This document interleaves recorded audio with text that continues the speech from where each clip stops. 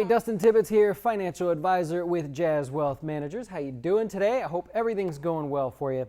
We're financial advisors here, and one of the things that I do on a daily basis is I come to you and I try to teach you something new. And sometimes they come from issues that we see our customers struggling on, could be questions that they ask. We actually have a entire private library just for them, where we help with things along the way, because we're a teaching financial advisor. We're also fiduciaries 100% by business model, by the way. And so things come up along the way. One of the things that comes up has to do with the way we take money out of our Roth IRA. It's a little bit of a warning here because, look, things happen. You invest in your Roth IRA and you know that you can take that money out anytime that you need to, right? So if you put $1 in and a year from now you go, oh my God, I'm short $1. I have no other place to take this dollar from. I'm going to go take it from my Roth IRA. You can do that. There's no penalty, no tax or anything on any money that you've contributed if you pull it out.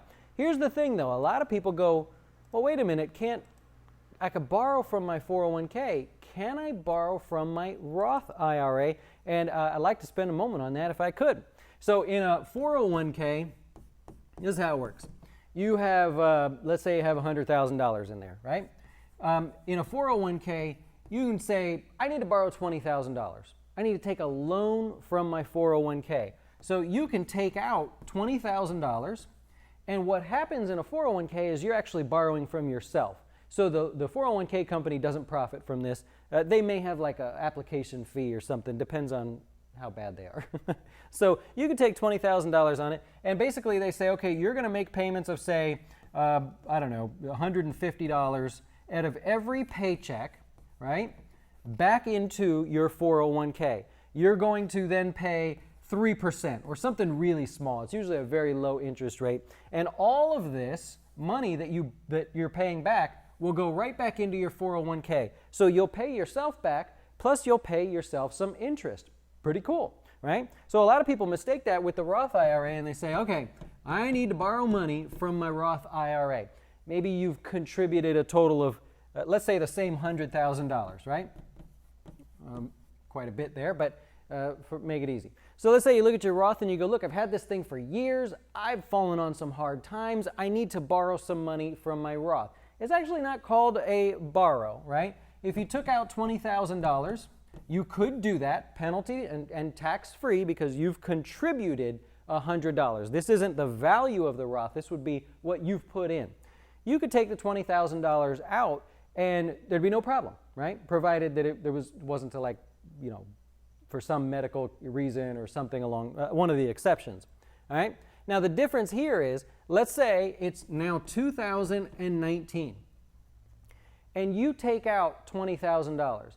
Well, you can't just go put it back, right? So when you take the money out, you can still contribute up to the max for the year, which if you're under 50 years old, is going to be $6,000. You go, okay, that doesn't work so well, right? I can only put in the $6,000. If I borrow from my Roth, I've pretty much given up a few years of contributions. Now what's happening here is I've had, over time, you've had some customers that go, I've contributed, let's say $6,000 is the max I can do for the year. Let's do a current example, right? So that's the ceiling, that's the limit. Somebody says, I've already put in $1,500, but Dustin, I made a mistake. I put too much money in. I'm going to have to take that money back out. Car broke down. I have no savings. Wife left me. Who knows? So basically, you had $6,000 that you could have contributed. You put in the $1,500 already, right? So theoretically, you had $4,500 more dollars that you could put in for 2019. If you take this $1,500 out, you still only can put in $4,500 for the year. Just because you took out contributions you made in a given year does not mean you can replace them, right? So your limit still applies. A lot of people get shocked by this because they're like, oh, I just needed it for a couple months. Well, you already contributed that money. What you did afterwards, the IRS is like, hey, if you took it out, you took it out. But you put the money in, so that means you still have to count that as a contribution. So I hope that makes sense. Sort of a roundabout way of saying when you put $1 in, Yes, you could take that dollar out, but that dollar still counts towards the max contribution for that year. Well, I hope that helps you in some way. I'll try to keep this one short today.